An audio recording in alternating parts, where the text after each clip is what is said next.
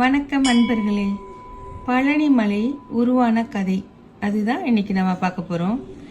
இன்று உலக புகழ் பெற்ற பழனி மலையும் அதன் பெயர் எப்படி உருவானது என்பதையும் கூறும் அற்புதமான புராண கதை பார்க்கலாமா?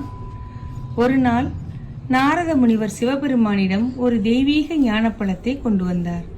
அந்த பழத்தை யாருக்கும் பகிர்ந்து கொடுக்க முடியாது, ஒருவருக்கே வழங்க வேண்டும் என்ற நிபந்தனை இருந்தது. அப்போது சிவபெருமான் தமது இரு மகன்களான விநாயகரையும் முருகப்பெருமானையும் அழைத்து, உலகத்தை முதலில் சுற்றி வருபவருக்கே இந்த ஞானப்பழம் என்று கூறினார். உடனே முருகப்பெருமான் தனது மயிலில் ஏறி வேகமாக உலகத்தை சுற்றி புறப்பட்டார்.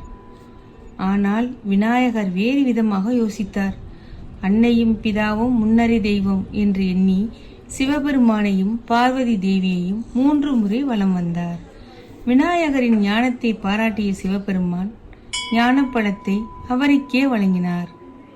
உலகத்தை சுற்றி வெற்றியுடன் திரும்பி வந்த முருகப்பெருமான் இதை கண்டு மிகவும் வருந்தினார். எதுவும் பேசவில்லை. துறவி கோலத்தில் தெற்கே வந்து ஒரு மலையின் மீது நின்றார்.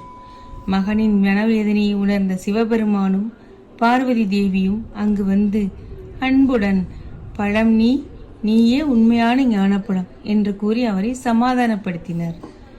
பழம் நீ என்ற அந்த அருள்வாக்கி காலப்போக்கில் பழனி என்ற பெயராக மருவியதாக புராணம் கூறுகிறது. அந்த மலையில்தான் இன்று தண்டாயுதபாணியாக முருகப்பெருமான் அருள்பாலிக்கிறார். உலகம் முழுவதும் இருந்து பக்தர்கள் வந்து அவரை தரிசித்து அருளை பெறுகின்றனர். இதுவே பழனிமலை உருவானதாக போற்றப்படும் புகழ்பெற்ற புராண கதை. இந்த கதை நமக்கு சொல்லும் பாடம் ஒன்றே ஒன்றுதான். ஞானம், பணிவு, பெற்றோருக்கான மரியாதை ஆகியவை வாழ்க்கையின் மிகப்பெரிய செல்வங்கள். நன்றி. முருகப்பெருமானின் அருள் அனைவருக்கும் கிடைக்கட்டும். வெற்றிவேல், வீரவேல், முருகன் திருவருள் என்றும் காக்கட்டும்.